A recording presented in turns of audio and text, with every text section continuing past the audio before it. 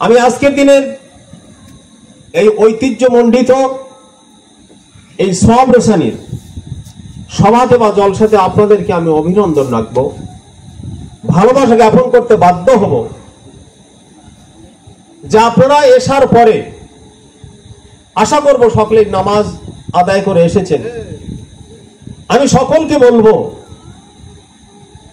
বক্তব্য জলসা জুলুস বিভিন্ন জায়গা আমরা শুনেছি, শুনছি এবং শুনব। আমিও তদ্রূপ ভাবে আপনাদের কাছে অত্যন্ত অল্প সময়ে কিছু স্বল্প কথা আলাপ আলোচনা করা, পর্যালোচনা করার জন্য আমি এসেছি। একটা কথা আপনাদেরকে বলি, কোরআনুল কারীমে আল্লাহ সুবহানাহু ওয়া তাআলা আমাদেরকে জানিয়েছেন, কোরআন আমাদেরকে বলেছে যে দুনিয়াতে তোমরা যখন জীবন যাপন করবে, তোমরা ভালো থাকার জন্য আমার কাছে অ্যাপ্লিকেশন করবে, দরখাস্ত করবে। কে বলেছে এটা? কোরআন বলেছে। আর কোরআনের কথা কার কথা? আল্লাহর কথা। কোরআনকে ডাকবার জিজ্ঞাসা করব, কোরআন তুমি বলো পৃথিবীর বুকে মানুষ কিভাবে জীবন যাপন করবে, ভালো না মন্দের ভিতরে তারা থাকবে। কোরআন আমাদেরকে জানিয়ে দেয়, পৃথিবীর মানুষেরা তোমরা শোনো, রব্বানা আতিনা ফিদ দুনিয়া হাসানা ওয়া ফিল আখিরাতি হাসানা ওয়া কিনা আযাবান নার। কোরআনকে ডেকে ডেকে জিজ্ঞাসা করব, কোরআন তুমি কি আমাদের বলে দেবে না এই দুনিয়ার মধ্যে কিভাবে আমরা জীবন যাপন করব, আমাদের চলার পথ কোথায়, গতি কোথায়, কি পথে, কোন মতাদর্শের উপরে আমরা দাঁড়াবো, কে বা আমাদের কান্ডারি হবে, কাকে লক্ষ্য করে দুনিয়ার বুকে আমরা চলবো। কোরআন তুমি আমাদেরকে এর থেকে আরো গুরুত্বপূর্ণ কিছু বার্তাকে তুমি দেবে না। দ্বিতীয়বার কোরআন জানিয়ে দিল, ও পৃথিবীর মানুষেরা তোমরা শোনো, বিসমিল্লাহির রহমানির রহিম, ইয়া আইয়ুহাল্লাযীনা আমানুত্তাকুল্লাহা ওয়া কুনু মা'আস সাদিকিন। কোরআন দ্বিতীয়বার আমাদের জানিয়ে দিল, পৃথিবীর মানুষেরা তোমরা কি জানবে না আমি কোরআন তোমাদের কাছে কোন কারণে এসেছি, আমার আসার কারণটা কি তোমরা বুঝলে না? আমি তোমাদের কাছে যে পথ ও যে দীক্ষা, যে শিক্ষাটা তোমাদেরকে দেব, তোমাদের কাছে যেটা উপহার দেব, ওটা যদি মেনে নিতে পারো, আমি কোরআন তোমাদেরকে বলে দিচ্ছি পরকালে তোমাদের কোনো অসুবিধা হবে না। আর ওই পথ মত আদর্শের বাইরে যদি তোমাদের জীবন যাপন হয়, আমি কোরআন তোমাদের বলে দিচ্ছি সফলতার কোনো জায়গা থাকবে না। নিঃসন্দেহে মৃত্যুর পরে আল্লাহর যে নোংরা জাহান্নাম আছে, জাহান্নামের কীটে হয়ে যেতে হবে। কোরআন আমাদের পরিষ্কার থিসিস ভিত্তিক আলোচনা করেছে। কোরআন আমাদের প্র্যাকটিক্যাল এন্ড থিওরিটিক্যাল দুটোই দিয়ে আমাদের আলোচনা করে বলছে, দেখো বাস্তব জগতে যদি তোমরা আমি কোরআন আমাকে অ্যাপ্লাই যদি করতে চাও, তোমরা নিজের অ্যাপ্লাই করতে পারবে না। তোমরা পণ্যওয়ালার কাছে কোরআনটা পড়েছো, আর জান্নাওয়ালা যদি কোনো ব্যক্তি থেকে থাকে, ওই জান্নাওয়ালার কাছ থেকে যদি কোরআনটা তুমি শিখে থাকো, তাহলে তোমার ভিতরে দুটো জ্ঞান অনুপ্রবেশ ঘটবে।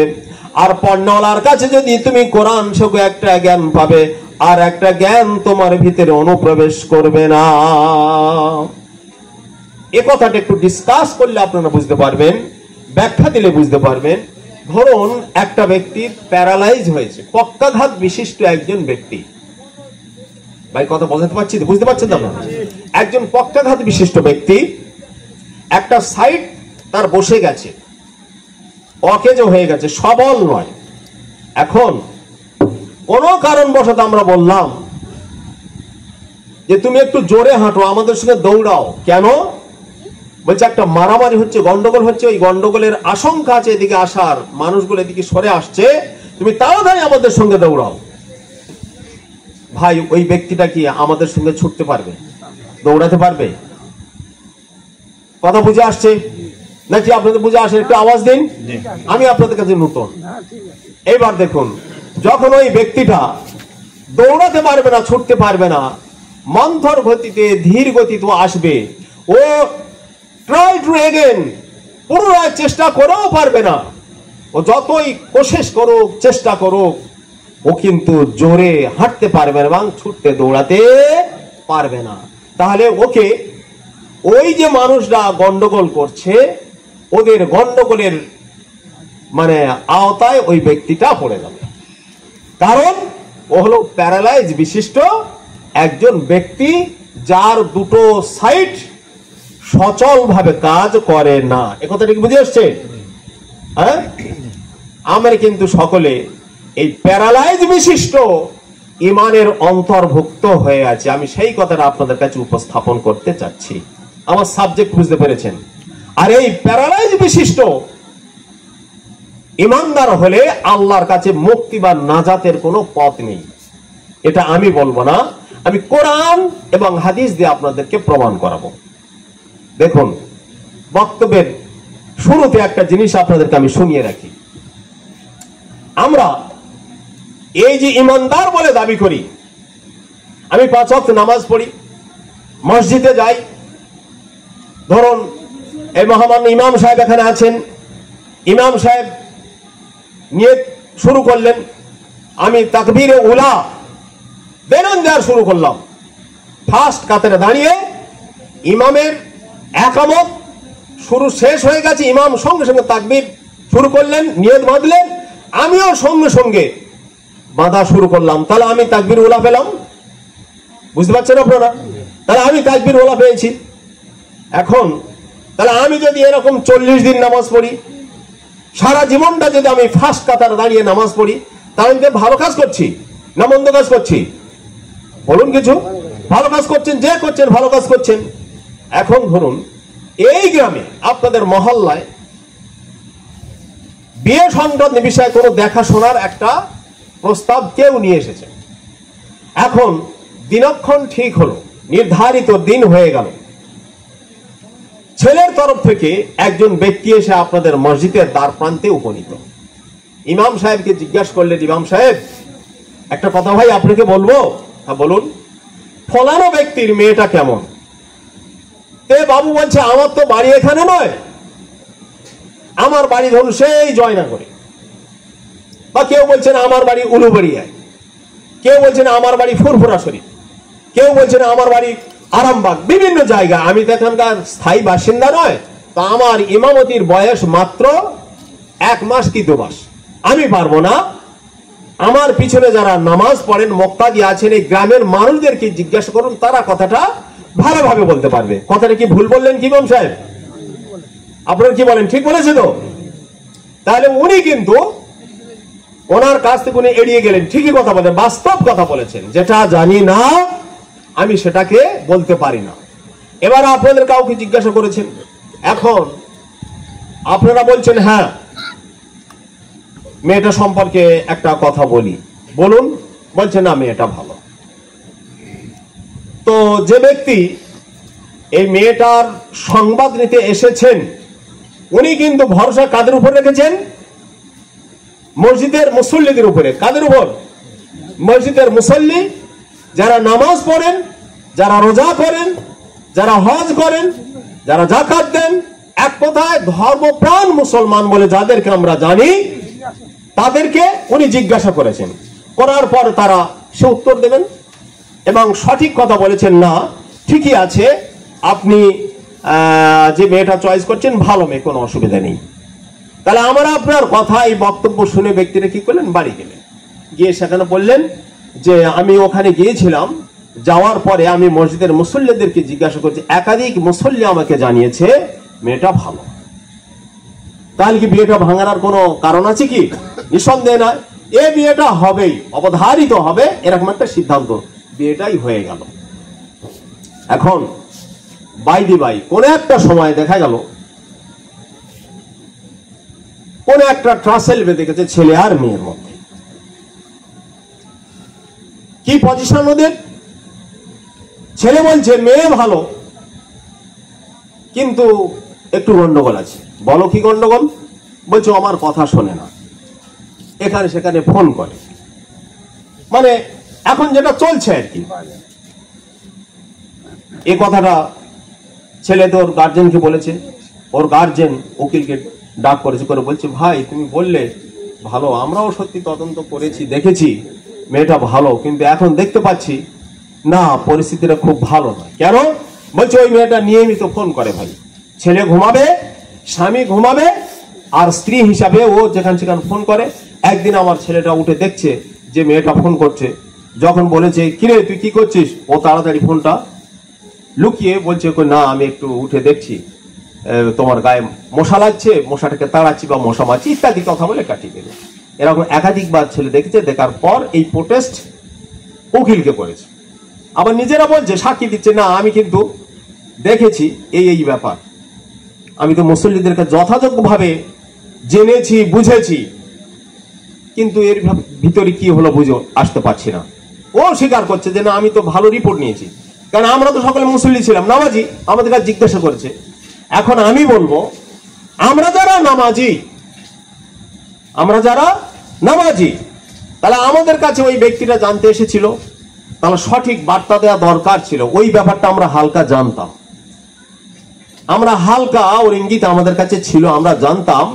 এমনকি ওই মেয়েটা অন্য একটা ছেলের সঙ্গে দেখা করার জন্য কোন একটা জায়গায় গিয়েছে, সেখানে আমাদের চোখও পড়েছে।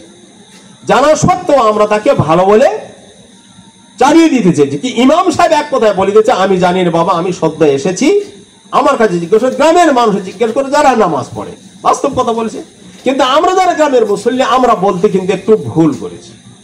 যাই হোক, এখন আমরা ভাবছি আমি তো নামাজি, আর ও বাড়িতে গিয়ে বলেছে যে মসজিদের মুসল্লিদেরকে জিজ্ঞাসা করছি, তারা এই কথা বলেছে। তাহলে মসজিদের মুসল্লির থেকে আর ভালো মানুষ কে আছে যে 5 ওয়াক্ত নামাজ পড়ে, তাকবীর ওলার সঙ্গে আছে? তার থেকে ভালো মানুষ আর কাকে বলবো? কথা বোঝাতে পারছি কি আপনাদের? বুঝতে পারছেন? এখন সেই দৃষ্টিভঙ্গি নিয়ে বিয়েটা হলো, তারপর একটা ক্যাচাল সৃষ্টি হলো, একটা ডিভাইডেড পজিশন তৈরি হয়ে গেল। বলার উদ্দেশ্য, আমরা অনেক আশা আকাঙ্ক্ষা করে আসি যে নামাজি মুসল্লি, টুপিওয়ালা, দাড়িওয়ালা, পিরহান পরা মানুষ, এদেরকে জিজ্ঞাসা করলে আমরা সঠিক তথ্য পাবো। কিন্তু আমরা যে সঠিক বার্তা দিতে পারি না, আমরা যে সঠিক জিনিস নির্ণয় করতে পারি না, নিজেকে নির্ণয় করতে পারি না, তো অপরকে নির্ণয় করাবো কেমন করে? আমি সেই কথাটা আপনাদের কাছে তুলে ধরছি। দেখুন, কোরআনে আল্লাহ সুবহানাহু ওয়া তাআলা বলেছেন, কাদের সাথে তুমি থাকবে আর চলাফেরা করবে। তোমার যে চারিত্রিক গুণ ও বৈশিষ্ট্য আছে, এই চারিত্রিক গুণ এবং বৈশিষ্ট্য তুমি সুন্দরভাবে গঠন করবে কিভাবে? একটা নামাজি দেখলে আমরা তাকে ভক্তি শ্রদ্ধা করি, কিন্তু ইন্টারনাল ম্যাটার কিন্তু আলাদা, আভ্যন্তরীণ জগৎ আলাদা। বলছে বাহ্যিক আমি নামাজি, মসজিদে আজান হয়ে গেল, মুয়াজ্জিনের কণ্ঠস্বর আমাদের কানে পড়ে গেল, হাইয়া আলাস সালাহ, হাইয়া আলাস সালাহ, হাইয়া আলাল ফালাহ, হাইয়া আলাল ফালাহ। মুয়াজ্জিনের আওয়াজ শুনে ঘরে আর ঘুমাতে পারি না, কোনো জায়গায় থাকতে পারি না, মসজিদে টুক টুক টুক টুক করে চলে আসলাম। ফার্স্ট কাতারে দাঁড়িয়ে নামাজ পড়লাম, জায়গা হয় না। দ্বিতীয় কাতারে এমন করে মসজিদের ভিতরে জামাতে নামাজ আমি পড়লাম। পৃথিবীর মুসলমানেরা, একটা কথা, একটা বার্তা আমি নূতন আপনাদের কাছে দিই। ফিজিক্যাল বডি আমার নামাজের মধ্যে থাকলো, আমি আল্লাহু আকবার বলে যখন নিয়ত করলাম, ফিজিক্যাল বডি আমার নামাজের ভিতরে চলে গেল, সঙ্গে সঙ্গে আমার অন্তরাত্মা সারা পৃথিবীর শয়তানি ওয়াসওয়াসা কাজের মধ্যে লিপ্ত হয়ে গেল। ভুল কি ঠিক আপনারা বলবেন? আমার ফিজিক্যাল বডি নামাজের মধ্যে রয়েছে, আমি দাঁড়িয়ে আছি কাবা শরীফের দিকে মুখ করে, আল্লাহ সুবহানাহু ওয়া তাআলার যে আদেশ, সেই আদেশ অনুক্রমে আমার অন্তর, আমার মন সবকিছু আমি নিবেদিত করেছি আল্লাহর জন্য। কিন্তু নামাজে দাঁড়ানোর সঙ্গে সঙ্গে আমার অন্তর, আমার মনটা চলে গেল শয়তানের সঙ্গে। আর ফিজিক্যাল বডিকে বলে গেলাম, ফিজিক্যাল বডি এখানে তুমি দাঁড়াও, আমরা আল্লাহ মনে করে নেবে বান্দা আমার কাছে নামাজ পড়ছে, আর আমি অন্তর চলে গেলাম সারা দুনিয়ার সমস্ত শয়তানি কাজের মধ্যে। বুঝে আসছে কথা না? আরো ডিসকাস করবো? দেখুন, তাহলে এই নামাজ কি নামাজ হলো? কোরআন বলেছে নামাজ পড়লে একটা মানুষের কাছ থেকে নোংরামো সরে যায়, মন্দ কাজ সরে যায়। কোরআনকে ডাকবার জিজ্ঞাসা করবো, কোরআন তুমি কি আমাদের কাছে এরকম কোনো কথা উপস্থাপন করতে পারবে? কোরআন বলে, বলো কি কথা তোমরা জিজ্ঞাসা করবে আল্লাহর বান্দারা, নবীর উম্মতেরা, তোমরা বলো। আমরা সেদিন বলেছিলাম, কোরআন শোনো, নামাজ যদি পড়ি আমাদের মধ্যে সমস্ত নোংরা যেন সরে যায়, খারাপ যেন সরে যায়, নোংরামি সরে গিয়ে আমি পরিষ্কার পরিচ্ছন্ন পরিকমল হয়ে যাব। এরকম কোন বার্তা কোরআন তোমাদের মধ্যে, তোমার মধ্যে আছে কি? তুমি একবার বলো। কোরআন বলে, পৃথিবীর মানুষেরা তোমরা কি জানো না, ইন্নাস সালাতা তানহা আনিল ফাহশাই ওয়াল মুনকার। আমি কোরআন তোমাদেরকে বলে দিলাম, নামাজ যখন তোমরা পড়বে, নামাজের মধ্যে যখন তোমরা দাঁড়িয়ে যাবে, নামাজ কায়েম করা ব্যক্তিদের মধ্যে কোনরূপ কোনো খারাপ আচরণ থাকতে পারে না, নোংরামি থাকতে পারে না, বেয়াদবি থাকতে পারে না, নেফাকের আলামত থাকবে না, ফাসিক ফুজ্জার কোন কাজ তার মধ্যে থাকতে পারে না, কুফরি হালাত তার মধ্যে থাকতে পারে না। নামাজে দাঁড়ানোর সাথে সাথে আল্লাহর সঙ্গে তার দিদারের ব্যবস্থা হয়ে যায়। পৃথিবীর মধ্যে সব থেকে বড় ইবাদত হলো নামাজ। as-salatu qurrata আইনি। নবী বলেছেন, নামাজ যখন তোমরা পড়বে খুব ধীর স্থির শান্ত মেজাজে পড়ো। আল্লাহ নবী বলছেন, নামাজ হলো আমার চোখের শীতলতা। নামাজ পড়লে আল্লাহর নবী বলছেন আমি তৃপ্তি পাই। তাই তো নবী আকরাম সাল্লাল্লাহু আলাইহি ওয়াসাল্লাম বলছেন, as-salat as-salat। শরীর আমার অত্যন্ত ভারাক্রান্ত, খারাপ অবস্থায় আয়েশা সিদ্দিকা রাদিয়াল্লাহু তাআলা আনহাকে বলেন, আয়েশা আমার মুখমণ্ডলটা একটু ঘুরিয়ে দাও, আমি যেন দেখতে পারি মসজিদে নববীর ভিতরে আমার সাহাবাদের অবস্থা কেমন আছে। আল্লাহ নবীর মুখমণ্ডলটা ঘুরিয়ে দেওয়া হলো। ঘুরিয়ে দেওয়ার মধ্যে দেখা গেল আল্লাহ নবী নামাজ অবস্থায় সমস্ত সাহাবীদেরকে দণ্ডায়মান দেখেছেন।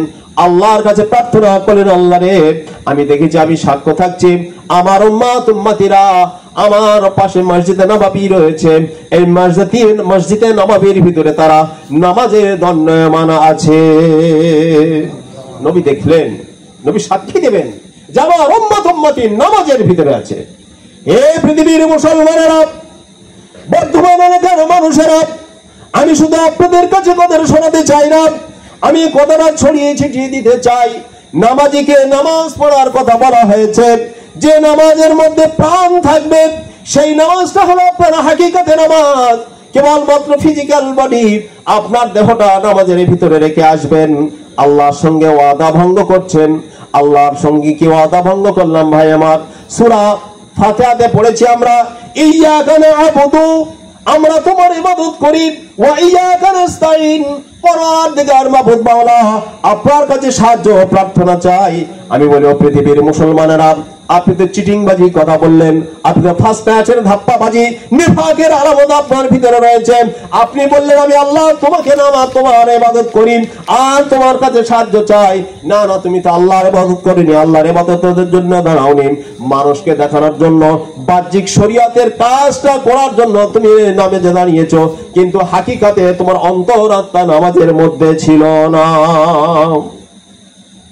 আছে কি? কথা বুঝে আসছে? তাহলে নামাজটা কিভাবে পড়বো? কোরআনকে একবার জিজ্ঞাসা করবো, কোরআন তুমি বলো সুন্দরভাবে নবীর আদর্শ অনুযায়ী চলার কোন পথ আছে কিনা, তার অনুসরণ করলেন আমি ভালোভাবে চলবো। কোরআন তুমি আমাদের বলো। আমি কি আমার আব্বা মায়ের কথা শুনে নামাজ পড়লে ভালোভাবে পারবো? আব্বা মায়ের ট্রেনিং নিয়ে কি আমি নামাজে দাঁড়ালে ভালো থাকতে পারবো? না শ্বশুর শাশুড়ির কথা শুনলে নামাজটা ভালোভাবে পড়তে পারবো? তার কথায় চলবে নামাজ। আল্লাহ বলে দেন, পৃথিবীর মানুষেরা তোমরা কি জানো না, যেখানে যাও না কেন, জলে স্থলে নদী নালাতে যেখানে যাবে তোমরা শুধু বিভীষিকা দেখবে, কোন জায়গায় স্বচ্ছতা তোমরা পাবে না। সমস্ত আলেম ওলামাদের কাছে গেলে সে কাজ তুমি পাবে না।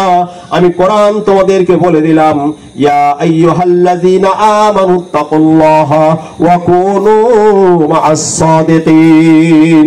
আল্লাহর কোরআন বলে দেয়, পৃথিবীর মানুষ, নামাজ তোমার নামাজ হবে, রোজা তোমার হাকিকাতে রোজা হবে, যাকাত তোমার হাকিকাতে যাকাত হবে, দান খয়রাত তোমার হাকিকাতে হবে। যদি সাদিকিন ব্যক্তিদের সঙ্গে তুমি জীবন যাপন করতে পারো, তাহলে তোমার জীবনটা ভালো হয়ে যাবে, সমস্ত আমলগুলো তোমার ভালো হবে। নামাজ, রোজা, হজ, যাকাত যা কিছু আহকাম গুলো আছে, সমস্ত আহকাম গুলো তোমার সুন্দরভাবে হয়ে যাবে। এখন সাদিকিন কারা? এখন আমরা দাঁড়িয়ে গেছি সাদিকিন কারা, তাকে সাদিকিন বলবো। মুফাসসিরে কোরআন এই সাদিকিনের ব্যাখ্যায় বলেছেন, পীর মাশায়েখ এবং বুজুর্গানে দ্বীনকে সাদিকিনের ব্যাখ্যায় নিয়ে আসা হয়েছে। বলুন সুবহানাল্লাহ। এখন সাদিকিন কে? পীর মাশায়েখদের সান্নিধ্যে জীবন যাপন করলে সাদিকিনদের যে রূপ, যে ধারণা, সেটা পাওয়া যাবে। যেহেতু আল্লাহ বলেছেন ওয়াকুনু মা'আস সাদিকিন, তোমরা এই সাদিকিনদের সঙ্গে থাকো, তাদের সান্নিধ্যে থাকো, তাদের সোহবত ইখতিয়ার করো, তোমাদের জীবনটা আরো ভালো হবে, প্রোগ্রেস হবে। এখন সাদিকিনদের ছেড়ে আমরা অনলি ফর, আমার কথা বোঝার ভুল করবেন না, অনলি ফর শরীয়তের নিরিখে জীবন যাপন করতে চাচ্ছি। কিন্তু ইসলাম কেবলমাত্র শরীয়ত ভিত্তিক নয়, কথার মাথায় রাখবেন। ইসলাম কেবলমাত্র শরীয়ত ভিত্তিক নয়। দেখুন, যদি শরীয়ত ভিত্তিক হয়ে থাকে তার বহু প্রমাণ রয়েছে। আমি একটা কথা আপনাদেরকে বলি, আমরা এই নামাজ পড়তে হয় এটা আমরা সকলেই জানি, কিন্তু নামাজের যে একটা প্রাণ আছে, প্রাণান্ত নামাজ, প্রাণ বিশিষ্ট নামাজ, সে নামাজ জানি না। শরীয়তের দৃষ্টিতে ওযু শিখেছি, কিন্তু হাকিকাতে এর যে একটা তাৎপর্যপূর্ণ দিক আছে, সেই দিকটা সম্পর্কে আমরা গাফিল, আমরা অমনোযোগী। সেই দিকটা জানতে গেলে আমাকে আপনাকে ছুটতে হবে পীর মাশায়েখ এবং বুজুর্গদের কাছে। মহামনীষী যারা আছেন পৃথিবীতে, যাকে বলা হয় হাকিমুল উম্মাত, যাকে বলা হয় হাকিমুল উম্মাত, আশরাফ আলী থানভী সাহেব তিনি তার কিতাবে লিখেছেন যে প্রকৃতার্থে ইমানদার হতে গেলে, মুমিন হতে গেলে আল্লাহ ওয়ালাদের কাছে যেতে হয়। মাদ্রাসা মক্তবে পড়ে আল্লাহ খুঁজে পাওয়া যায় না, নবীর পরিচয় পাওয়া যায় না। আল্লাহ এবং নবীকে পেতে গেলে, প্রকৃত ইমানদার হতে গেলে ওই সাদিকিন ব্যক্তিদের কাছে যেতে হবে। আল্লাহ ওয়ালাদের কাছে গিয়ে তাদের সান্নিধ্য লাভ করলে তবে তুমি আল্লাহকে পাবে। বলুন সুবহানাল্লাহ। আমার কথা আমি বলছি না, আমি যতক্ষণ বলবো আশা করব আমি আমার নিজে থেকে কিছু বলবো না, আমি তত্ত্বভিত্তিক কথা দিয়ে আপনাদেরকে আলোচনা করতে চাচ্ছি। দেখুন, যদি সাদিকিনদের অন্তর্ভুক্ত হই কি হবে? নামাজ আপনার প্রকৃত নামাজ হবে। আমি বলে আসলাম কি ইয়্যাকা না'বুদু, আল্লাহ তোমার ইবাদত করি, ওয়া ইয়্যাকা নাস্তাঈন। আসুন এই ছোট্ট ব্যাখ্যায় দেখি, আমি কি হাকিকাতে আল্লাহর ইবাদত করলাম? আল্লাহু আকবার বলে দাঁড়ালাম, এরপরে ওই পর্যন্তই ছিলাম, আল্লাহু আকবার বলে দাঁড়িয়েছি, বাস ফিজিক্যাল বডি রেখে আমার আত্মাটা সারা দুনিয়ার সর্ব জায়গায় চলে, ব্যবসা বাণিজ্য, কাজ কারবার, ছেলে মেয়ে, পড়াশোনা, যা কিছু আছে পৃথিবীতে পরিভ্রমণ করতে শুরু করেছে। যেমন একটা মানুষ রাত্রে ঘুমিয়েছে বা দিনে ঘুমিয়েছে, ঘুমের মধ্যে যেমন সে স্বপ্ন দেখে, অনুরূপ ভাবে একটা নামাজি তার বডিটাকে নামাজে রেখে তার অন্তরাত্মা পৃথিবীটা ট্যুর করে আসে। কথা ভুল না ঠিক? বাস্তব কথা কি আপনারা বলছেন? তাহলে আমি কি প্রতারক নয়? কার সাথে প্রতারণা করছি? কার সঙ্গে ওয়াদা খেলাপ করছি? তিনি কে? Who is he? He is our almighty Allah সুবহানাহু ওয়া তাআলা। আল্লাহর সঙ্গে আমি প্রতারণা করছি।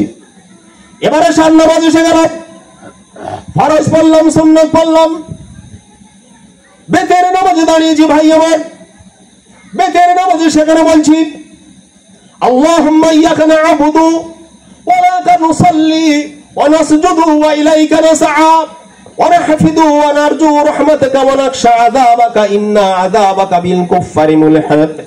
সেখানেও প্রতারণা করলাম। ভাই আমার, আল্লাহকে বললাম আল্লাহ রে, বেতের নামাজের ভিতরে দাঁড়িয়ে সমাজের সমাজে তোমার নবীর যে আদেশ আছে সে আদেশটা মাথায় করে নিয়ে আদেশটাকে মান্যতা দান করে আমি আপনার অধম গুনাহগার একজন ব্যক্তিত্বে বেতের নামাজে দাঁড়ালাম। বেতের নামাজে দাঁড়িয়ে বলছি ওয়ানাখলাউ অনাতুরুকু, আমি তাদেরকে ছেড়ে দিলাম, আমি তাদের সঙ্গে চুক্তি ভঙ্গ করে দিলাম, ওই সমস্ত মানুষদের সঙ্গে আমি চলাফেরা করব না। ওয়ানাখলাউ অনাতুরুকু মাইয়াফুজুরুকা, পরওয়ারদিগার বিনিয়া জালাম, আপনার সঙ্গে যারা দ্বিচারিতা ভাব করেন, আপনার সঙ্গে যারা মুনাফিকি করেন, ফাসিক ফুজ্জার লোক যারা আছে, আপনার সম্পর্কে যারা দ্বিধাগ্রস্ত বোধ মনে করেন, আল্লাহ সুবহানাহু ওয়া তাআলা আমি একজন অধম মানুষ, নামাজে দাঁড়িয়েছি, কিন্তু আমি ওই সমস্ত ব্যক্তিদের মধ্যে থাকতে পারি না। সেখানেও স্বীকৃতি দিচ্ছি আমি খুব ফার্স্ট ক্লাসের ইমানদার, আমি ওই সমস্ত ব্যক্তিদের মধ্যে নেই যারা ফাঁসে ফুজ্জার মানুষ। আমি অঙ্গীকারবদ্ধ করছি, আমি তাদেরকে ছুঁড়ে ফেলে দিলাম, আমি তাদের সঙ্গে জীবন যাপন করব না। মায়ের দুধ খেয়ে মানুষ হয়েছে একটা মানুষ বলতে পারবো না। কেন? ওয়াকুনু মা'আস সাদিকিন। এই সাদিকিনের ব্যাখ্যা যদি জানতাম, সাদিকিন সংক্রান্ত বিষয়ে যদি আমাদের চিন্তা চেতনা থাকতো, তাহলে আমরা বুঝতে পারতাম সাদিকিন কাদের বলা হবে। আল্লাহ ওয়ালাদের নামাজ সংক্রান্ত বিষয়ে দুটো একটা উক্তি আমি আপনাদেরকে করে যাব। ভাই আমার, আমি আপনাদের কাছাকাছি মানুষ যিনি ছিলেন তার কথা বলি। ফুরফুরা দাতা হুজুর পীর কেবলা রহমাতুল্লাহ আলাইহির কথা একটা বলি। নামাজে যখন দাঁড়াতেন চিন্তা ভাবনা আলাদা হয়ে যেত। সুফি আব্দুল মুমিন রহমাতুল্লাহ নামাজে দাঁড়াতেন চিন্তা ভাবনা আলাদা হয়ে যেত। আল্লাহর মাহবুবিয়াত যে সমস্ত বান্দারা অর্জন করতে পেরেছে, আল্লাহর মাহবুব বান্দা যারা, তাদের চিন্তা ভাবনা গুলো আলাদা হয়ে গেছে। এখন আমি বলবো আমি কি ওই স্তরের মানুষ, আমার কি হবে? সাবধান, এটা ভুল ধারণা। আমি একটা প্রসেস আপনাদেরকে দিই, মনে রাখবেন প্রত্যেকটা মানুষের শরীরে একটা ম্যাগনেটিং পাওয়ার আছে, চুম্বকত্ব ক্ষমতা আছে, যাকে বলা হয় কল বা রূহ, জ্ঞান কেন্দ্র, নলেজ অফ সিটি। আমার আপনার শরীরে আল্লাহ তাআলা বসিয়ে রেখেছেন এই কল। এই কল যতক্ষণ পর্যন্ত আমি আপনি পিউরিফাই না করতে পারবো, পরিষ্কার পরিচ্ছন্ন করতে পারবো, ততক্ষণ পর্যন্ত আমার আপনার এই ইবাদত কবুলিয়াতের দরজা পাবে না। অসংখ্যবার কোরআন এই কলবের উপরে কথা বলেছেন, হাদিসে এসেছে আলা ইন্না ফিল জাসাদি মুদগাতান ইযা সালাহাত সালাহাল জাসাদু কুল্লুহু ওয়া ইযা ফাসাদাত ফাসাদাল জাসাদু কুল্লুহু আলা ওয়া হিয়াল কলব। সারসংক্ষেপ কথা বলি, আল্লাহ নবী বললেন, আমার উম্মতিরা তোমরা কি জানো, তোমাদের শরীরে একটা কোষের টুকরো যদি পরিষ্কার পরিচ্ছন্ন হয়ে যায়, সমস্ত শরীরটা তোমাদের ভালো হয়ে যাবে, আপাদ মস্তক তোমরা ভালো হয়ে যাবে।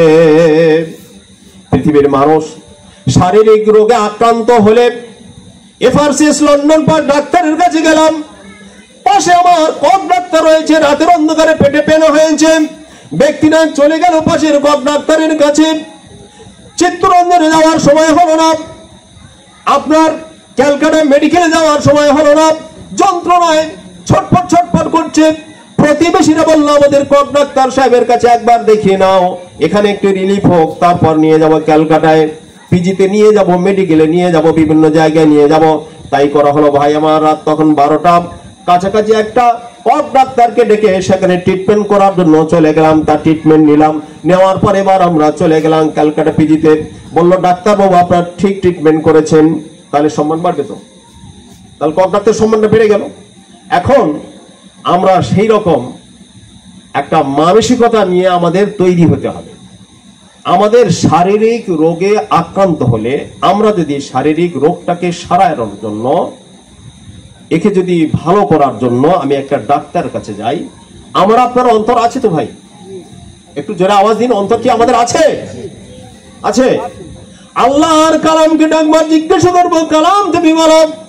আল্লাহর কালাম বলেন, দেখো, ফি কুলুবিহিম মারাদুন ফাযাদাহুমুল্লাহু মারাদা।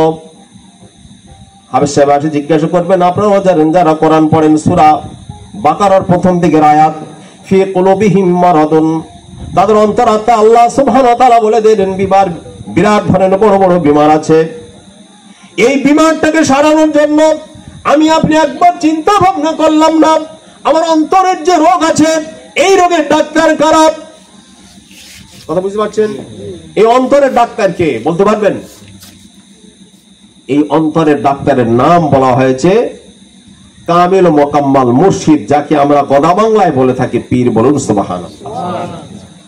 এখন আমি আপনি তো অনেক চিল্লাচ্ছি, সমস্ত আলেমরা যদি একদিকে হয়, সমস্ত হুফাজে কোরআন এবং আলেমরা যদি একদিকে হয়, আর তাদের কাছে যদি ইলমে তরিকাত না থাকে, শুধু ইলমে শরিয়াতের উপরে নির্ভরশীল আলেমে দ্বীন যদি একদিকে হয়, আর অপর দিকে যদি আল্লাহ ওয়ালা বান্দারা হয়, যাদের কাছে ইলমে শরিয়ত, তরিকত, হাকিকত, মারিফত আছে, চারের সমন্বয়ে যারা জীবন যাপন করে, তারা যদি একদিকে হয় আর শুধু শরীয়তি আলেমরা যদি একদিকে হয়, কোশ্চিন কালে এরা কোনোদিন দাঁড়াতে পারবে না। ওই আল্লাহর মাহবুব বান্দা কামালিয়াত যাদের ভিতরে এসছে, তরিকত, হাকিকত, শরিয়ত, মারিফত, চারের সমন্বয়ে যারা জীবন যাপন করছে, তাদেরকে মর্যাদা দিয়েছেন স্বয়ং আল্লাহ সুবহানাহু ওয়া তাআলা। আজকে আমি আপনি বলি যে আলেম দিকে তাকালে কি হয়, সাইকেল কোনো মাপ হয়, বলে না? আছে কি এদিকে চলন কথা? আরে ভাই, একটা মৌলানাকে নাম ধরে ডাকলে তার এত রাগ হয় বলার নয়। আরে আমার আল্লাহ বলছেন তো, মাহশার ময়দানে তোমাকে ডাকবে অমুক ফলানের ছেলে ফলান, অমুকের পুত্র অমুক, তোমার নাম ধরে ডাকা হবে। আর দুনিয়ায় আমার বন্ধু বান্ধব, আমার পাড়া প্রতিবেশী যদি আমার নাম ধরে, তাহলে আমার খুব খারাপ লাগে, কষ্ট হয়। কেন? আমি একটা আলেম, নাউজুবিল্লাহ। এই যে নাফসানিয়াত, মৃত্যু পর্যন্ত এই নাফস থাকবে। আল্লাহ ডেকে ডেকে বলবেন, মাহশার ময়দান যখন শুরু হয়ে যাবে, ভাই আমার, দুনিয়ার কথা আমি আপনাদের কাছে কি শোনাবো? একটা কথা আপনাদেরকে বলি, ট্রাফিক ঘুরিয়ে দিচ্ছি। আল্লাহ সুবহানাহু ওয়া তাআলা কাদেরকে জান্নাতে দেবেন? নফসে আম্মারা যারা থাকবে তারা জান্নাতে পাবে না। আমার আল্লাহ সুবহানাহু ওয়া তাআলা জানিয়ে দিলেন, পৃথিবীর মানুষেরা তোমরা শোনো, আমি জান্নাতটা কাদের জন্য রেখেছি। তাই আল্লাহর কালাম বলে, ইয়া আইয়াতুহান নাফসুল মুতমাইন্না, ও শান্তিপ্রিয় নফস, শান্তিপ্রিয় নফসদেরকে ডেকে আল্লাহ বলছেন, ইয়া আইয়াতুন নাফসুল মুতমাইন্না, শান্তিকামী, শান্তি প্রিয় নফসরা তোমরা শোনো, ইরজিই ইলা রাব্বিকা রাদিয়াতাম মারদিয়া ফাদখুলি ফি ইবাদি ওয়াদখুলি জান্নাতি। আমার আল্লাহ শান্তি প্রিয় নফসদেরকে ডেকে বলে, ও শান্তি প্রিয় নফসরা তোমরা শোনো, নফসে মুতমাইন্নারা তোমরা শোনো, তোমরা চলে এসো আমার কাছে, আমার মাহবুব বান্দা যারা আছে তাদের সঙ্গে যাও, আর আমার দয়ার জান্নাত যেটা আছে, জান্নাতের ভিতরে তোমরা প্রবেশ করে যাও। You turn to your Lord, তুমি ফিরে এসো আপন প্রভুর দিকে। এখন কাকে বলবো, কে শুনবে? আমার তো কথা বলা মানে পাগলের প্রলাপ ছাড়া আর কিছু নেই। আজকে কি ভাবতে পেরেছেন ফুরফুরার নাম কেন এত হলো? মুজাদ্দিদ জামান দাদা হুজুর পীর কেবলা রহমাতুল্লাহ নাম, শ্রদ্ধা, ভক্তি কেন এত ছিল, আছে এখনো? কেন? এই ইলমে মারিফাতটাকে অর্জন করার জন্য। দেখুন এই মারিফাতের মূল্য কত। কোরআনে এসেছে মুসা আলাইহিস সালাম একজন নবী, তো না ওলি? কি বলেন আপনারা? একটু জোরে বলুন। মুসা আলাইহিস সালাম নবী, আর খিজির আলাইহিস সালাম একজন আল্লাহর ওলি। মুসা আলাইহিস সালাম খিজির আলাইহিস সালাম কাছে এসে বলছেন, খিজির, আমাকে একটু অনুমতি দেওয়া হোক আপনার সান্নিধ্য বা সহবত এখতিয়ার করার জন্য। অনেকেই ভাববে, কি রে বাবা, এ কিরকম ব্যক্তি, নবী হয়ে সে আবার একজন ব্যক্তির কাছে আসছে অনুমতি নেওয়ার জন্য? হ্যাঁ, এটা আমি বলি না, এটা কোরআন বলেছে, এটা কোরআন বলেছে। তো সঙ্গে সঙ্গে খিজির আলাইহিস সালাম উত্তর দিচ্ছেন, না, তিনবার বলেছেন কোরআনে, না, আমি পুরো বাংলায় বলছি, না, আপনি আমার সঙ্গে সহবত এখতিয়ার করতে পারবেন না। কবার বলেছেন? ইন্নাকা লান তাসতাতিয়া মাইয়া সবরা, তুমি আমার সঙ্গে থাকতে পারে না, তোমার সেই সবর ধৈর্য নেই। কে বলছেন কথা? খিজির আলাইহিস সালাম বলছেন, না, আমার সঙ্গে থাকতে পারবে না। দেখুন, একটা নবী আর অন্যদিকে আল্লাহর একজন ওলি। ঘটনাটা আপনারা সকলেই জানেন, তিনটে ঘটনা ঘটেছিল, সকলেই জানেন। দেখুন কিসের বলে তিনি বলেছিলেন। এই হলো সেই ইলমে মারিফাত, এই মানে সেই আপনার ইলমে লাদুন্নি, তরিকাত, হাকিকাত, এই জ্ঞান আল্লাহ সুবহানাহু ওয়া তাআলা খিজির আলাইহিস সালামকে দিয়েছিলেন। মুসা আলাইহিস সালাম নিজে স্বীকার করেছেন, ওকে যে আল্লাহ তাআলা ওই জ্ঞানটা আমাকে দেয়নি, আমি এই জ্ঞানটা অর্জন করার জন্য আপনার সহবত এখতিয়ার করতে চাচ্ছি। বলুন সুবহানাল্লাহ। মুসলমান, ফুটানিরাও বেশি, আমি বড় নামাজি, আমি সবার আগে গিয়ে মসজিদে উপস্থিত হই, কেউ যায় না, আমি যাই। ঝড় বৃষ্টি হয়, আমি তো সেখানে দেখি। আরে নফসে কথা তুমি বলছো, তোমার নফসটাকে দমাও, এটাকে দমিয়ে রাখো। এ দমন করার জন্য পীর ওলি আল্লাহ মাশায়েখদের কাছে যাও।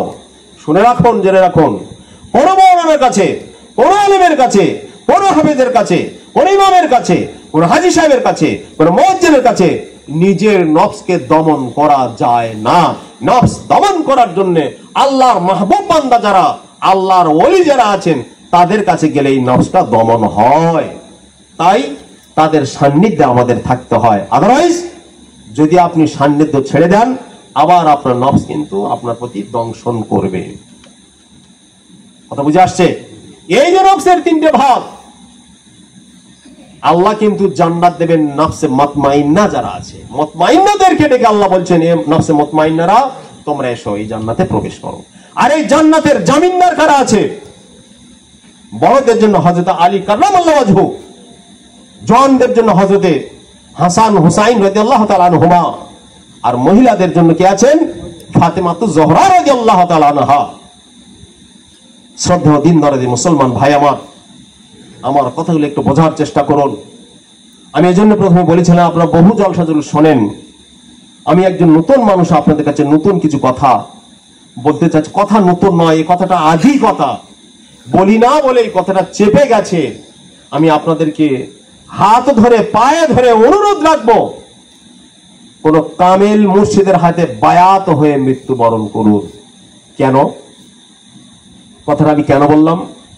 ইমামে আজম নু'মান বিন সাবিত আবু হানিফা রাহমাতুল্লাহ, আবু হানিফার নাম আমরা সকলেই জানি, আমরা সেই তার মুকাল্লিদ ইমামে আজম আবু হানিফা রাহমাতুল্লাহ বলছেন, আমি যদি সুদীর্ঘ দিন আমার মাশায়েখদের কাছে পড়ে না থাকতাম, আমার মনে হয় আমি নু'মান বিন সাবিত আবু হানিফা, তাহলে আমার মৃত্যুটা কুফরি হালাতে হতো।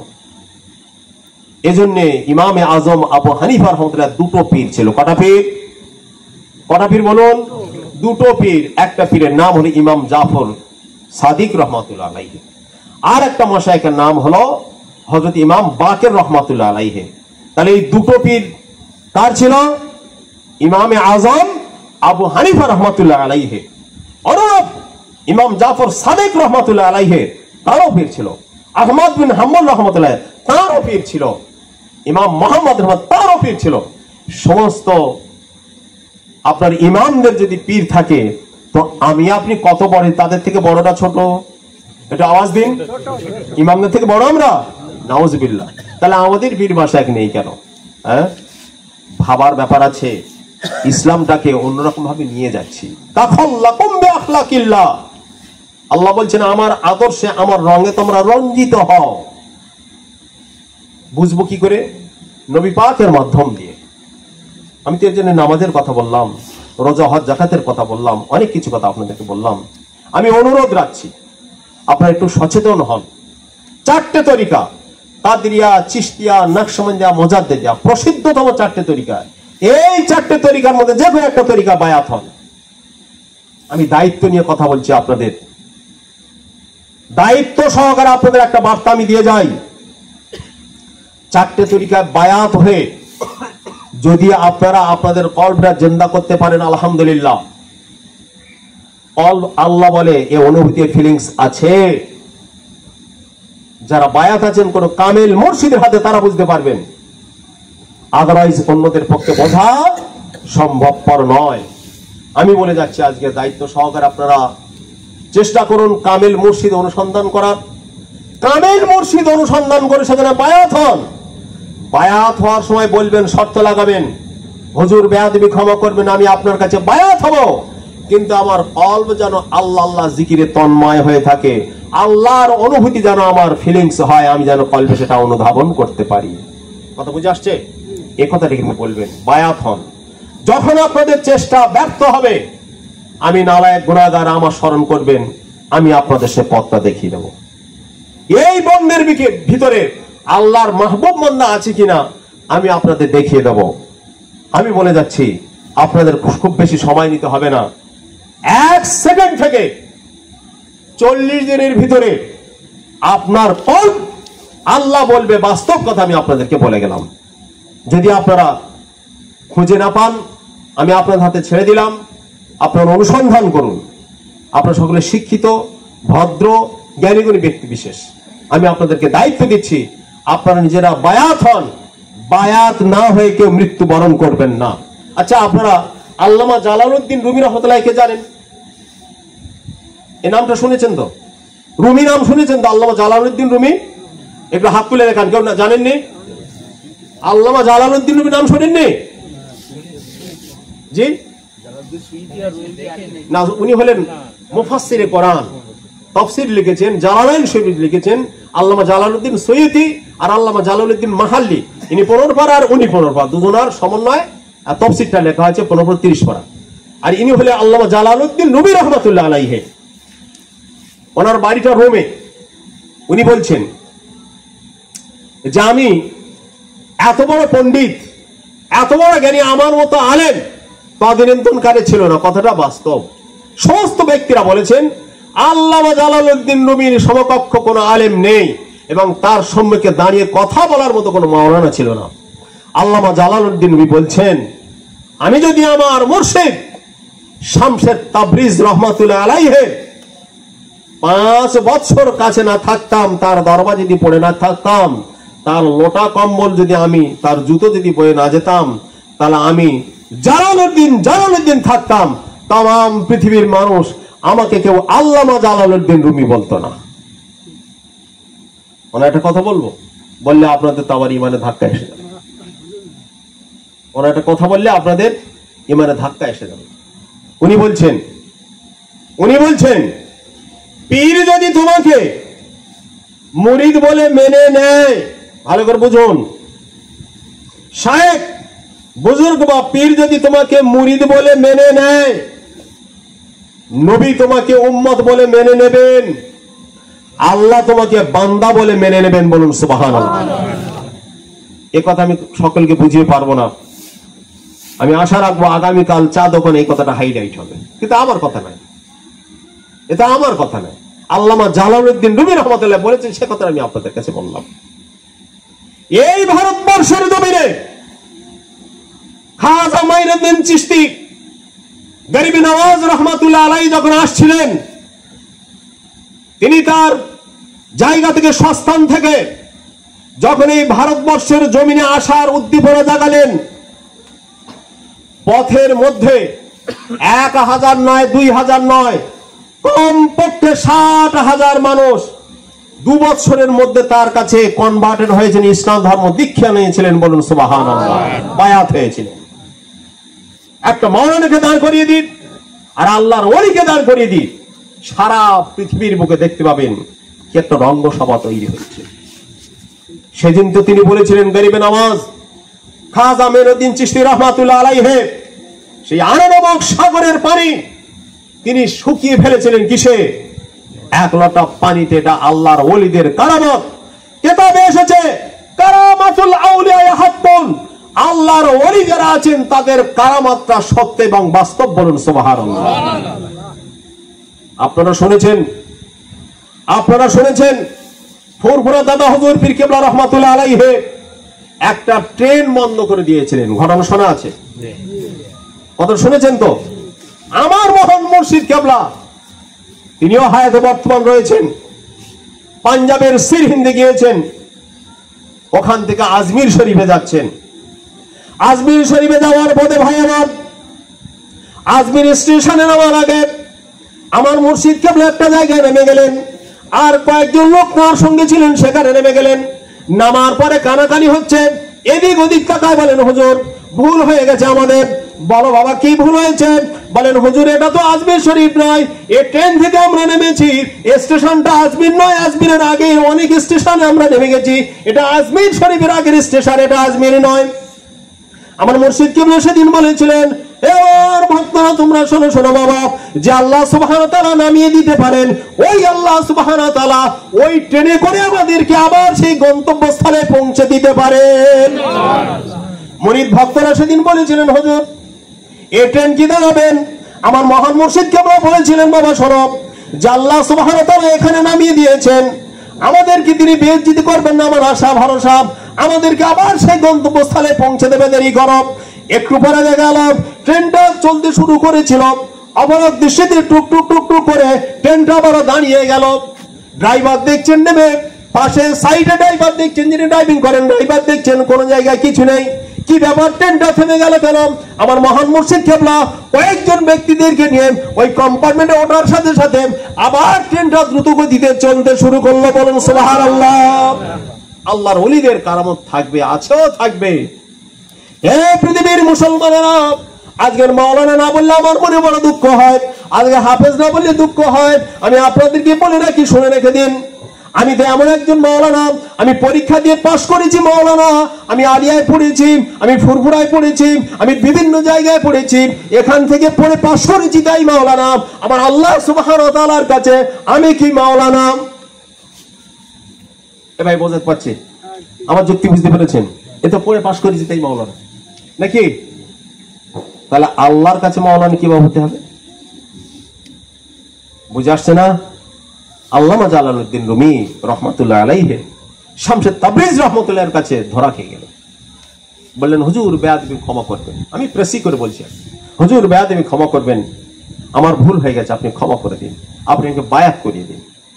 আল্লামা শামসুত তাবরিজ সেদিন বলেছিলেন, ও বাবা জালালউদ্দিন রুমি, তোমার কিতাবগুলো তুমি আমার কাছে এনেছিলে, আমি কুরআন সামনে দাঁড়িয়ে তোমার বুখারী শরীফ, মুসলিম শরীফ কিতাবটাকে আমি ফেলে দিয়েছিলাম, তুমি আমার প্রতি রেগেছিলেন। হুজুর ফকির সাহেব, আপনি কি করলেন?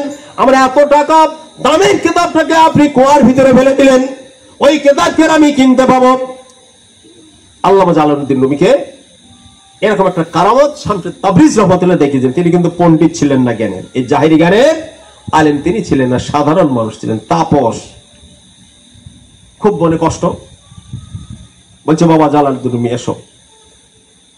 কুয়ার ধারে দাঁড়িয়ে আল্লামা শামসুত তাবরিজ রহমাতুল্লাহ আলাইহি বললেন, এ কুয়া, তোমার ভিতরে আমার কিতাব রয়েছে, কিতাবটা আমাকে একবার দিয়ে দাও।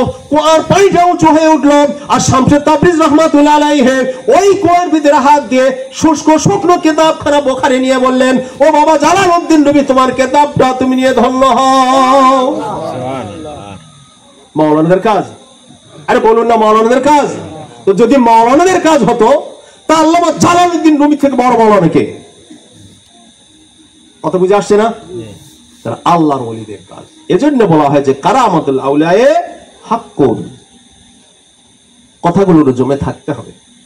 আমি আপনাদেরকে অনুরোধ রাখবো, রাত বাড়ছে, আমি আর সময় নেব না, আপনাদের বিরক্ত করব না। আমার একটাই কথা, আপনারা বায়াত হন।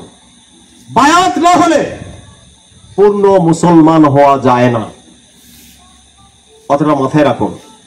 একজন সাহাবী 5 বার 6 বার 7 বার করে বায়াত হয়েছে। যুদ্ধের ময়দানে হযরত জুবাইর রাদিয়াল্লাহু তাআলা আনহু যুদ্ধের ময়দানে শরীক হয়েছে। মায়েশা সিদ্দিকা রাদিয়াল্লাহু তাআলা আনহা আর অপরদিকে হযরত আলী কাররামাল্লাহু ওয়াজহুর যুদ্ধ হচ্ছে।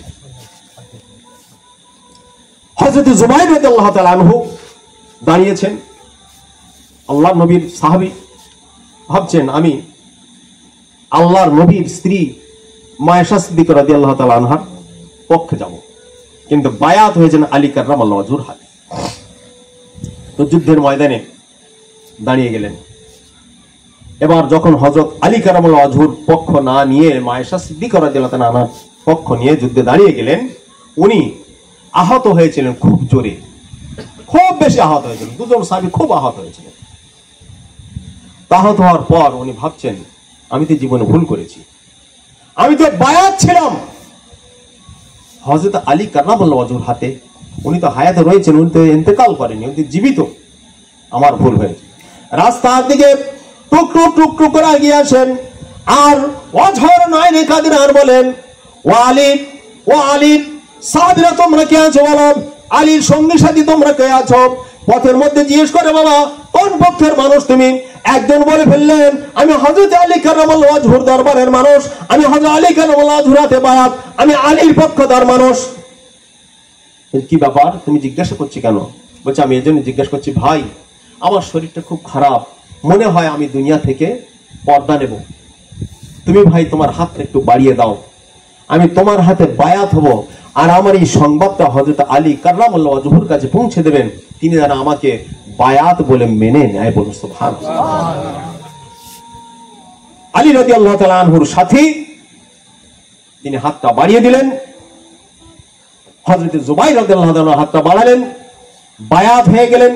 গিয়ে আলী রাদিয়াল্লাহু তাআলাকে শোনানো হলো, খলিফাতুল মুসলিমিন হযরত আলী কাররামাল্লাহু ওয়াজহু, আপনার এমন একজন ব্যক্তি, তিনি তো আপনার সঙ্গী সাথী, তিনি আপনার কাছে মুরিদ হয়েছিলেন, বায়াত হয়েছিলেন, তিনি আপনার বিরুদ্ধে যুদ্ধ করতে গিয়ে তিনি আহত হয়েছেন, সম্ভবত উনি দুনিয়ার বুক থেকে চলে যাবেন, বাঁচবেন না।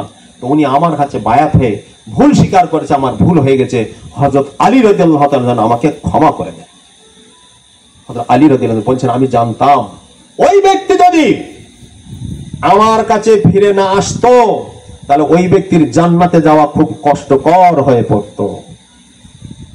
আমি সহিহ কিতাবের কথা আপনাদেরকে বলছি, আমি আমার মন গড়ার কথা একটাও বলি, একদম বাস্তবসম্মত কথা আপনাদের কাছে উপস্থাপন করলাম। অনেক কথা, মনে অনেক ব্যথা, আমি আপনাদেরকে আর খুলে বলবো না।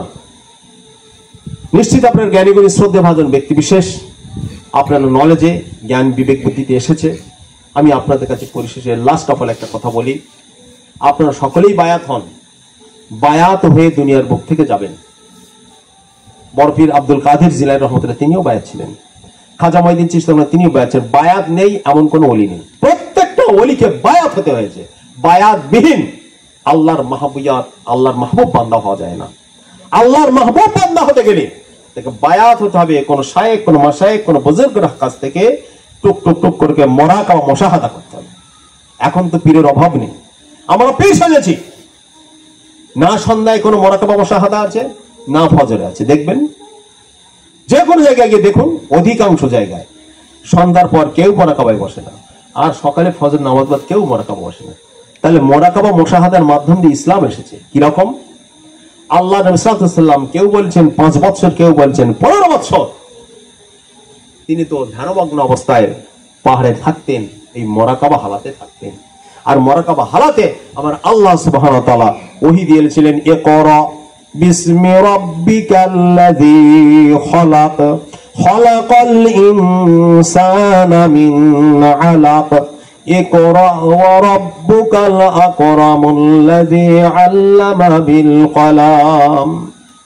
এটা আল্লাহ কোরআন আয়াত দিয়েছেন। এভাবে এই 5টা আয়াত অবতীর্ণ হয়েছে এই মুরাকাবার মাধ্যমে। আল্লাহ নবী মুরাকাবা হালাতে আল্লাহর কালাম যখন পেলেন, জমিনে নেমে আসলেন, তাজ্জুব ফায়জিব টলটল করছেন, ভরপুর হয়ে আছেন। জগৎ জননী মা হযরত খাদিজাতুল কুবরা রাদিয়াল্লাহু তাআলা আনহাকে ডেকে বলেন, খাদিজা, আজকের তোমাকে একটা শুভ সংবাদ জ্ঞাপন করব, শুভ সংবাদটাকে তুমি নেবেন। খাদিজাতুল কুবরা রাদিয়াল্লাহু তাআলা আনহা মনে আর প্রাণে ভেবে রেখেছিলেন, আমি যার সঙ্গে বিয়ে করেছি তাম পৃথিবীতে এর থেকে উন্নত মানুষ আর হয় না। এই মানুষটার জীবনে কোনোদিন মিথ্যার আশ্রয় নিতে দেখিনি, এই মানুষটাকে কোনোদিন রাখতে দেখিনি। আমি স্ত্রী হিসাবে কয়েক বছর জীবন যাপন করছি, আমার সঙ্গে ভালো ছাড়া কোনোদিন মন্দ কথা বলেনি। ও নবী মুহাম্মদ রাসূলুল্লাহ সাল্লাল্লাহু আলাইহি ওয়াসাল্লাম, আপনি বলুন আমাকে কি কথা বলবেন। আমি খাদিজাতুল কুবরা ওত পেতে বসে আছি, আপনার দিকে অম্লান বদনে তাকিয়ে আছি। আপনি যে কথা বলবেন সে কথা সঙ্গে সঙ্গে অ্যাকসেপ্ট করব, গ্রহণ করব, মেনে নেব। আমার পক্ষে অমান্যতা কোনোদিন সফল হবে না। আমি মান্যতা দান করলে তবে আমার জীবনটা শান্তি পাবে। আপনি যে কথা বলবেন সঙ্গে সঙ্গে আমি তা মেনে নেব। আল্লাহ নবী বলেছিলেন, খাদিজা, আমার প্রতি আল্লাহর তরফ থেকে ওহী হয়েছে, আমি দুনিয়ার বুকে রাসূল হয়েছি, নবুয়তের মালা আমার কাছে বাস্তব হালাতে দিয়েছে, দুনিয়াবি হালাতে। খাদিজা, তুমি কালেমা পড়ে মুসলমান হয়ে যাও। খাদিজাতুল কুবরা রাদিয়াল্লাহু তাআলা আনহা সর্বপ্রথম বায়াত হলেন নারীদের মধ্যে, পুরুষদের মধ্যে বৃদ্ধ যারা আছেন তাদের মধ্যে বায়াত হলেন হযরত আবু বকর রাদিয়াল্লাহু তাআলা আনহু, আর যুবক কমান্ডার চিফের মধ্যে হযরত আলী কাররামাল্লাহু ওয়াজহু তিনি বায়াত হয়েছিলেন। আজকের বায়াতের কথা চলে গেল। আজকের এক শ্রেণীর মানুষ তারা বলে এই বায়াত মানে স্টেটের বায়াত, রাষ্ট্রীয় বায়াত। Nothing, never. এই বায়াত হলো তাজকিয়ে নফসের বায়াত। কোরআনকে ডাকবো, জিজ্ঞাসা করবো, কোরআন তুমি বলো তাজকিয়ে নফসের ভিতরে কি আছে, তাজকিয়ে নফসে কি আমাদের করতে হবে, যদি না করি কি হবে। কোরআন বলে শোনো, বিসমিল্লাহির রহমানির রহিম, قد أفلح من زكاها وقد خاب من دساها।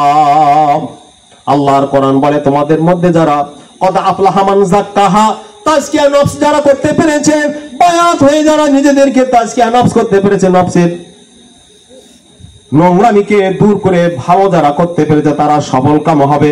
অকদ খাবা মান দাসাহা, যারা তাজকিয়া নফস করতে পারলো না, নফসের উন্নতি ঘটাতে পারলো না, আল্লাহ বলেন তারা ধ্বংসের মধ্যে থেকে গেল। তাহলে আমরা কি ধ্বংসের মধ্যে থাকবো না ভালোর মধ্যে? তো কোনটায় একটু বলুন, আপনারা কি চাচ্ছেন? তাজকিয়া নফস, আত্মশুদ্ধি যাকে বাংলায় বলা হয়, আত্মশুদ্ধি হলে তবে আপনি নফসে মুতমাইন্না হবেন, আর নফসে মুতমাইন্না হলে তবে জান্নাত অপেক্ষা। এখন আমি ভাবছি আমার তো টাকা অনেক, আমি তো 1 লক্ষ টাকা যাকাত দিই। আরে মিয়া, যাকাত দিলে তুমি পরিত্রাণ পাবে? আরে যাকাত তো আল্লাহ দিতে বলেছেন, তোমার সম্পদের মূল্য ধার্য হয়েছে 1 লক্ষ টাকাটা দিয়ে দেবে। এরপরে তুমি কেমন দাতা বোঝা যাবে? একটা মানুষের তার হাতে 5,000 টাকা দাও, 10,000 দাও, তুমি তো বলে রেখেছো যে না যাকাতে বছর হচ্ছে 2 লাখ টাকা, আমি 2 লাখ টাকা দেবো, একটা নয় বেশি দেবো না। এর নাম দাতা নয়। কথা বুঝে এসছে আপনাদের? এটা রোজার মাসের ঘটনা হলে ভালো হতো, একটু ছাল ছাড়িয়ে বলা যেত। যাই হোক, আর আমি আপনাদের সময় নষ্ট করছি না। আপনারা অত্যন্ত রাত বাড়ার মুখে যে বসে আছেন, এজন্য আমি আপনাদেরকে অভ্যর্থনা জানাই। আমি আপনাদের কাছে যে কথাগুলো বলেছি যদি ভুল ত্রুটি হয়ে থাকে, আল্লাহর রাস্তায় আমাকে ক্ষমা করবেন। শেষ কথা আমার, আমি আপনাদেরকে অনুরোধ রেখে বলছি, 4টে তরিকা, যে কোনো তরিকা বায়াত হন, বায়াতের সাথে সাথে আপনারা বলবেন যে আমাদের কলব যেন আল্লাহ বলে কাজটা আপনি করিয়ে দেন। যেহেতু আপনি আমার পীর, আমি আমার জীবনটাকে আপনার কাছে দেব। এই জিকির করবো, ওই জিকির করবো, অত নয় যে আমি আপনার কথা অনুযায়ী চলবো, কিন্তু আমার কলব যেন আল্লাহ বলে। যদি আপনি ব্যাহত হন, না পারেন, আমাকে বলবেন, আমি ইনশাআল্লাহ আপনার পথ তৈরি করে দেবো। আল্লাহ আমাদের সকলকে এই পথ মত আদর্শের উপরে জীবনযাপন করার শক্তি বা তৌফিক এনায়েত দান করুন। সকলেই বলুন আল্লাহুম্মা আমিন। ওয়া আখির দাওয়ানা আনিল হামদুলিল্লাহি রাব্বিল আলামিন।